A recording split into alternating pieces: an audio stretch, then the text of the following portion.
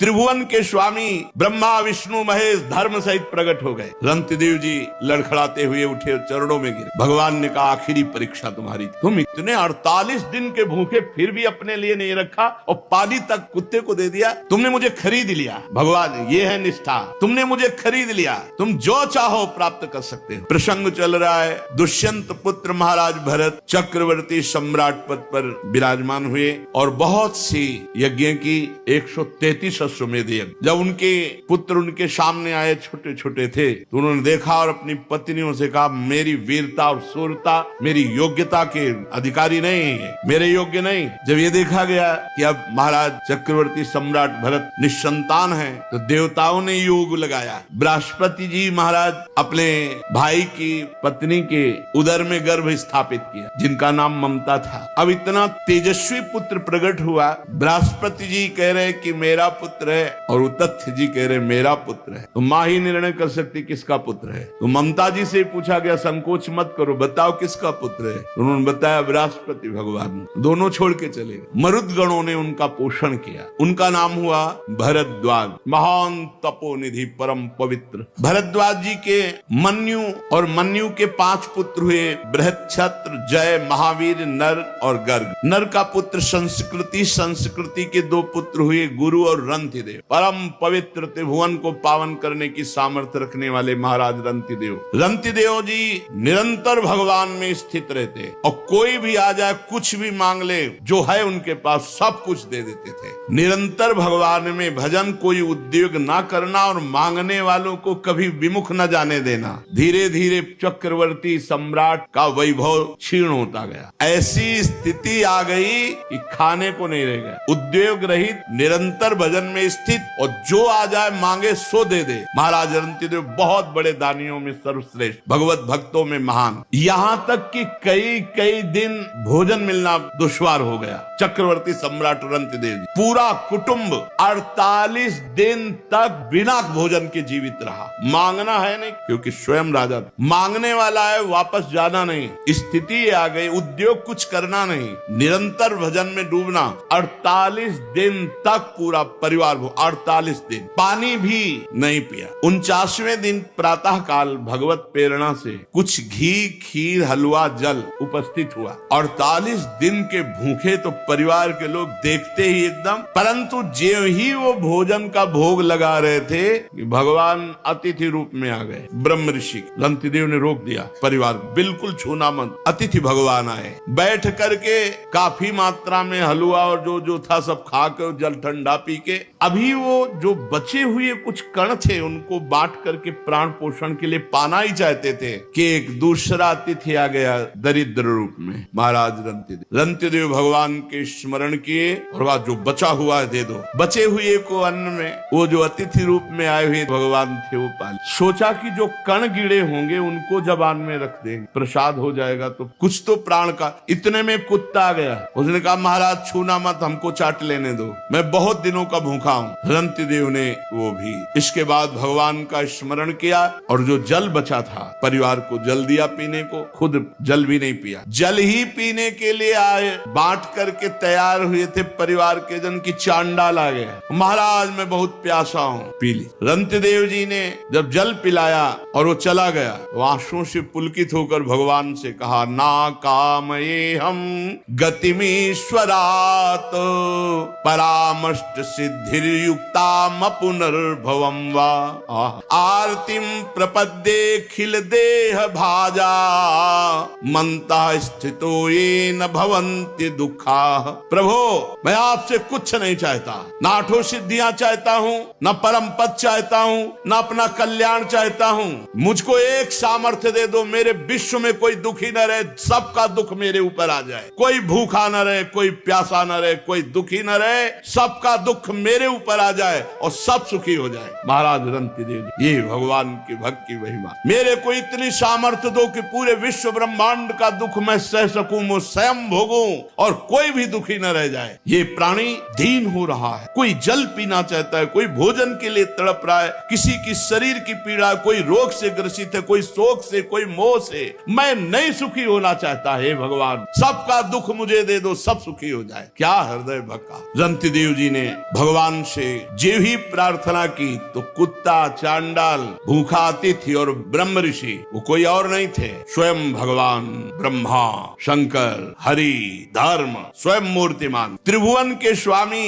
ब्रह्मा विष्णु महेश धर्म सहित प्रकट हो गए। रंतिदेव जी लड़खड़ाते हुए उठे, चरणों में गिरे। भगवान ने कहा आखिरी परीक्षा तुम्हारी थी। तुम इतने 48 दिन के भूखे फिर भी अपने लिए नहीं रखा और पानी तक कुत्ते को दे दिया। तुमने मुझे खरीद लिया भगवान, ये है निष्ठा। तुमने मुझे खरीद लिया, तुम जो चाहो प्राप्त कर सकते हो। उन्होंने कहा प्रभु आप देना भी क्या चाहोगे? त्रिगुणमयी माया, उसका प्रभाव तो आपकी कृपा से हम जान ही चुके हैं कि मिथ्या है, मुझे नहीं चाहिए। भगवान ने कहा तुम्हारे रिश्ते नाते जितने भी परिकर के हैं सबको मैं परम धाम देता हूं। संबंधी, रिश्ते, नाते, परिवार जितने जो हैं सब परम धाम भगवान ने कहा, परम धाम दे। भगवान के परम धाम को रंतिदेव पूरे परिकर सहित गए। ये है जीवन समर्पित कर दिया तो अनंत वैभव, अनंत आनंद, अनंत काल के लिए। फिर मन्य पुत्र गर्ग से शिनी, शिनी से गार्ग का जन्म हुआ, गार्ग से ब्राह्मण वंश चला। महावीर का पुत्र दुरतिक्षय, दुरतिक्षय का 3 पुत्र त्रयारुणी, कवि, पुष्कारुणी, ये तीनों ब्राह्मण ही हुए। बृहच्छत्र का पुत्र हस्ती हुआ, उसी से हस्तिनापुर बसी। हस्ती के 3 पुत्र अजमीर, दुमीड, पुरमीड। अजमीर के पुत्रों में प्री, मेधा आदि सब ब्रह्म ऋषि हो गए। अजमीर के एक पुत्र का नाम था बृहदिश, बृहदिश का पुत्र बृहदभानु, बृहदधनु का बृहत्काय, बृहत्काय का जयद्रथ, जयद्रथ का पुत्र हुआ विशद, विशद का सेनजीत। सेनजीत के 4 पुत्र है रुचिराष्ट्र, दृढ़हनु, काश्य और वत्स। रुचिराष्ट्र का पुत्र पार था, पार का प्रथुसेन, प्रथुसेन का नीप और उनके नीप के 100 पुत्र हुए। नीप की पत्नी छाया से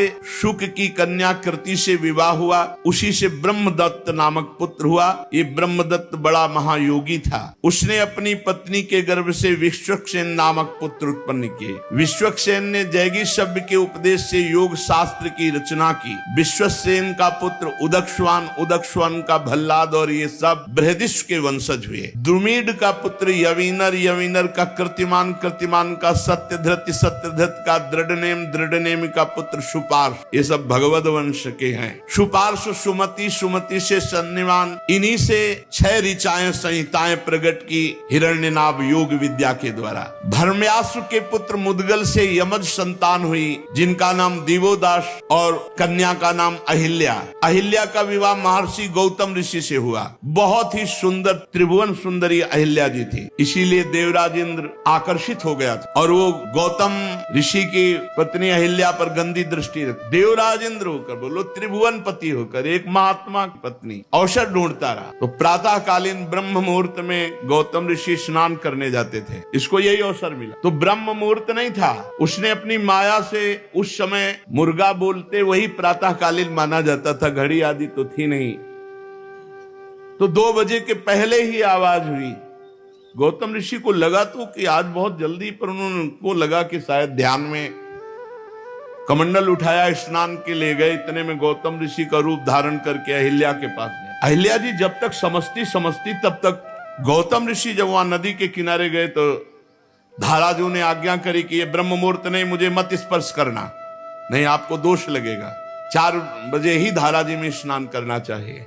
रात्रि में जैसे 2 बजे है, 1 बजे, ये स्नान धाराजी में नहीं करना चाहिए, मर्यादा है।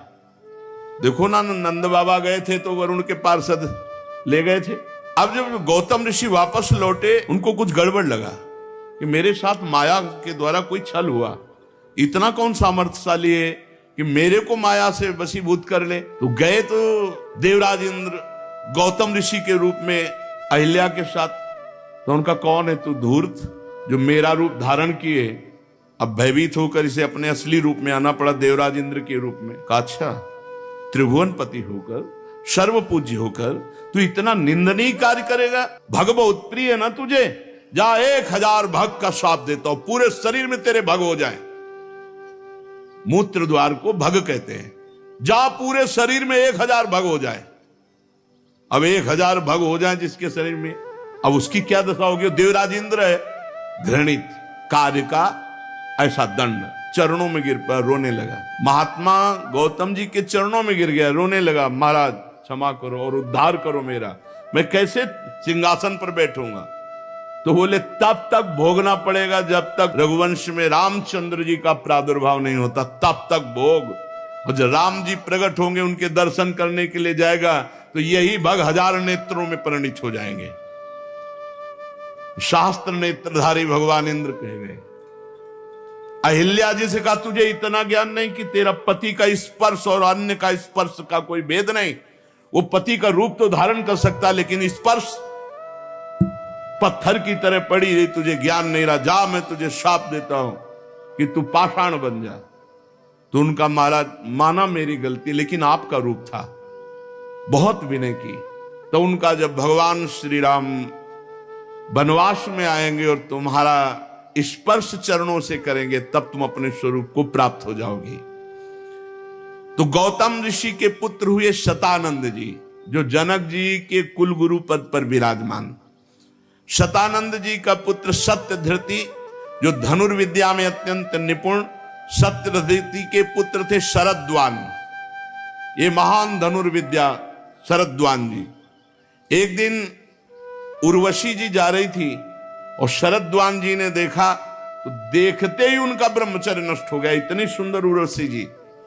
अब वो ब्रह्मचर्य मूंज में गिरा। मूंज एक लता होती, झाड़। तो उस वीर के दो भाग हो गए, उसमें पुत्र और पुत्री का जन्म हुआ। इतना तेजस्वी महापुरुषों का होता था। मूंज से पुत्र हो गए।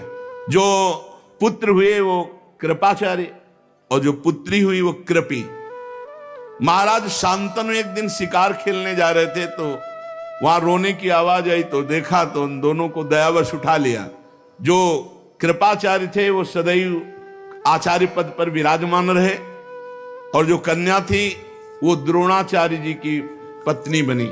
दिव्यदास का पुत्र था मित्रेय। मृत्यु के 4 पुत्र हुए, च्यवन, सुदास, सहदेव, सोमक। सोमक के 100 पुत्र हुए, इनमें सबसे बड़ा जंतु उनसे प्रशत। प्रशत के पुत्र हुए महाराज द्रुपद। ये पांचाल नरेश महाराज द्रुपद, इन्होंने ही यज्ञ के द्वारा, यज्ञ करते समय उन्होंने इच्छा की, तो अग्निकुंड से भगवान अग्निदेव ने द्रौपदी जी को प्रकट, ये देवी है।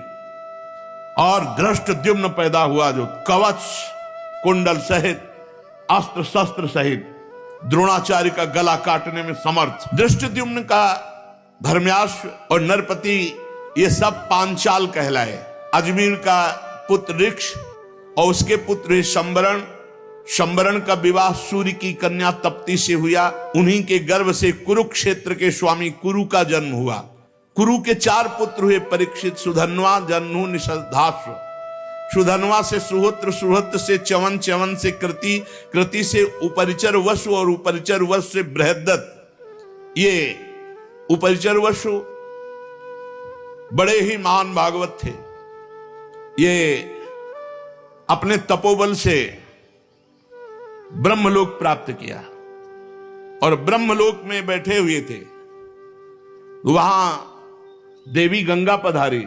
उपरिचर वसु की एकदम दृष्टि गई, सब सर झुकाकर खड़े हो गए, लेकिन ये गंगा जी की तरफ देखते रहे और गंगा जी भी उपरिचर वसु की तरफ देखती रही। ब्रह्मा जी ने कहा, ब्रह्मलोक की मर्यादा के विरुद्ध तुमने दृष्टि डाली, इसलिए तुम दोनों मृत्यु लोक को प्राप्त हो, और तुम्हारी परस्पर आसक्ति देखी गई, इसलिए तुम पति पत्नी के रूप में प्राप्त हो। उपरिचर वसु हुई, महाराज शांतनु के रूप में प्रकट हुए और गंगा जी ने उनको पति रूप में प्राप्त किया। बृहद्दत्त कुशाम्ब मत्स्य प्रत्यग्र चेदीप और चेदी देश के राजा हुए।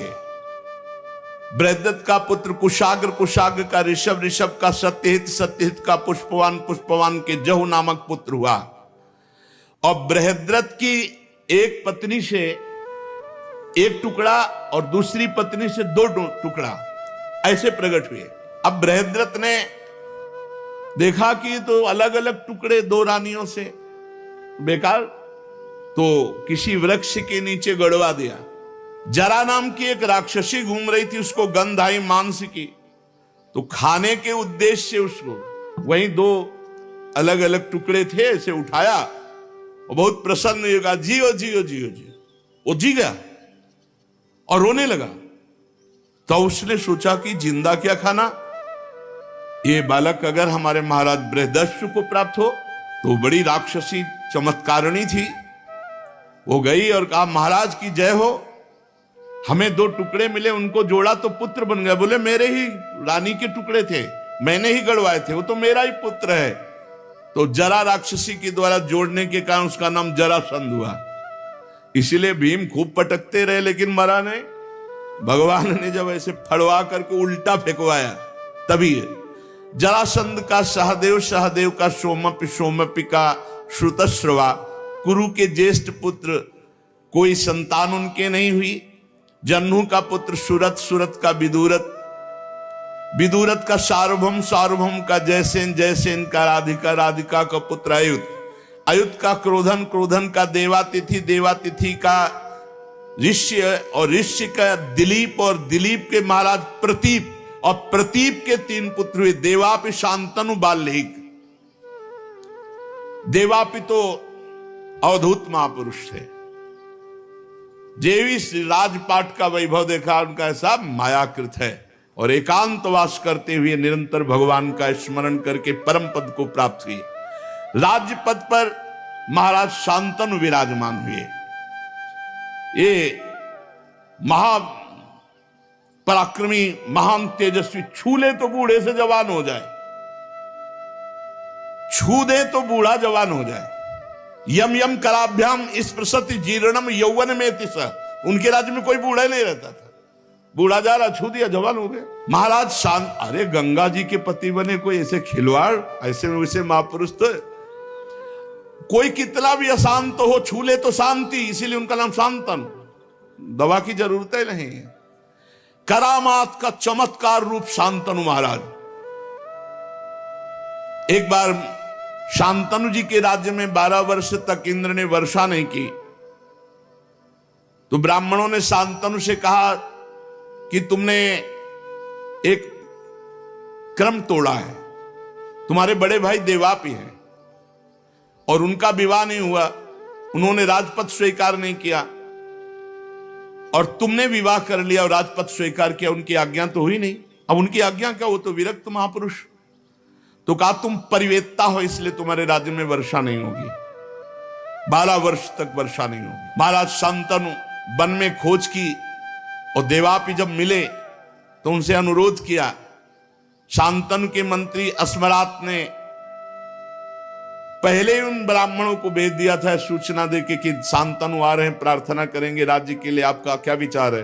उनका कदापि स्वीकार नहीं करें, बोले आप अपने में रहना। देवापि निंदा करने लगे शांतनु जब गए, उन्होंने कहा मुझे राज्य गृहस्थ धर्म बिल्कुल, इसलिए फिर वो लौट कर, देखो तब दोष नष्ट हुआ, फिर वो लौट करके आए तो वर्षा हो गई। कलयुग में जब चंद्रवंश का नाश हो जाएगा, तब सतयुग के प्रारंभ में यही सब सिद्ध महापुरुष जो कलाप ग्राम में इस समय रह रहे हैं, स्वर्ग से ऊपर, स्वर्गलोक, तपलोक, जनलोक, महारलोक, इनमें बड़े बड़े सिद्ध रह रहे हैं। शांतनु जी एक दिन गंगा के किनारे घूम रहे थे, तो उनको एक सुंदरी मिली, वो गंगा जी ही थी। इनके पिता जो प्रतीक थे वो हरिद्वार में बड़ी तपस्या कर रहे हैं। गंगा जी प्रसन्न हुई और आकर के दाहिनी गोद में बैठ गए जांग पे, और प्रतीक ऋषि से कहा कि मैं बहुत प्रसन्न हूं तुम्हारे ऊपर, मुझे स्वीकार करो। तो उनका हाँ बेटी। तो उनका आपने बेटी क्यों कहा? बोले दाहिनी जंघा पुत्री का अधिकार। तो उनका मैं तो आसक्त चित्त होके आई थी। तो बोले मेरे पुत्र वधू तो मेरी पुत्री के समान ही रहोगी। तो गंगा जी उनसे कहा था कि आपका पुत्र हमसे प्रश्न नहीं करेगा मैं कौन हूं और मैं क्या करती हूं, ये प्रश्न नहीं करेगा। जिस दिन प्रश्न किया उसी दिन चली जाऊंगी। शांतनु जी ने देखा ही केवल गंगा जी को, इतना सुंदर गंगा जी, नजदीक गए और कहा चक्रवर्ती सम्राट महाराज शांतनु आपकी दास्ता स्वीकार करता है, क्या आप हमारी प्रार्थना स्वीकार करते हैं? तो गंगा जी ने कहा शर्त, प्रश्न नहीं मैं कौन हूं, क्योंकि जान जाए कि गंगा जी हैं तो फिर स्पर्श करने की सामर्थ्य कहां। देव निधि भगवती ब्रह्म स्वरूप गंगा जी। दूसरी बात, मैं जो भी क्रिया करूंगी उस पर तुम प्रश्न नहीं करोगे। शांतनु ने कहा स्वीकार। तो कहा मैं आपकी अर्धांगिनी बन सकती हूँ। अब तो गंगा जी को रथ पे बैठा के लाए, पूरे हस्तिनापुर में आनंद की धूम मच गई। गंगा देवी तो रिद्धियां सिद्धियां सब महलों में लौटती। पहला पुत्र हुआ, सीधे उठाया और गंगा जी की धारा में जाके फेंक दिया। ये अष्टवसु हैं। भगवान वशिष्ठ जी के शाप से मनुष्य लोक को इनकी प्राप्ति हुई। विस्तार से चरित्र है। 2, 3, 4, 5, 6, 7, 8वें को जो उठा, कौन है तू? भीष्म जी 8वें, वही कौन है तू? अष्टवसुओं में वही। ऐसी मां तो मैंने कहीं नहीं देखा कि पैदा होते ही अपने पुत्र का वध कर दे, गंगा की धारा में फेंक दे। तू कौन है? ऐसी कैसी मां है तू? विकल हो गए महाराज शांतनु। गंगा जी ने कहा बस बस सावधान, तुम अब परिचय जानो, मैं ब्रह्मपुत्री गंगा हूं। हाथे जुड़ गए महाराज शांतनु। और मैं केवल साप के वशीभूत होकर आई थी, अब जा रही हूं, और ये पुत्र तुम्हें पूर्ण ज्ञानी महात्मा बना कर दूंगी। गंगा जी अंतर ध्यान हो। महाराज शांतनु ऐसे विरह में कि लग रहा था प्राण निकल जाएंगे। बस गंगा की धारा को देखना, गंगा जी की तरफ, गंगा जी की वही याद कि मैं जान नहीं पाया देवी गंगा हमारे पास इतने वर्षों तक रही। एक दिन वो धारा में देख रहे थे तो गंगा की धारा रुक गई, वो और प्राण की जो जिस धारा के सहारे था वो धारा भी गई। तो लगा रोक कौन सकता है? तो आगे देखा तो 9 किशोर बालक बाणों की बौछार से गंगा की धारा को रोक रहा। हे राजकुमार, कौन हो तुम इतने वीर? तो उनका मां, क्योंकि पुरुष को देखा, बोले मां। सोई गंगा जी प्रकट हो गए। अब तो महाराज शांतनु, कालो ये तुम्हारा पुत्र है देवव्रत। ये विश्व के समस्त धनुर्धरों से, जैसे भगवान परशुराम जी समस्त विद्याओं में, समस्त कलाओं में, समस्त अस्त्र शस्त्र आदि में परम प्रवीण और सत्य प्रतिज्ञ महात्मा देवव्रत, ये तुम्हारा पुत्र है। ले जाओ, तुम्हारे यश का विस्तार करेगा। तो उनका देवी आपका सानिध्य। गंगा जी काफी तसल्ली मिली देवव्रत से, पर विकलता गंगा जी शांतनु जी के भीष्म जी प्रकट हुए। शेष चर्चा आगे। श्री राधा वल्लभ लाल की।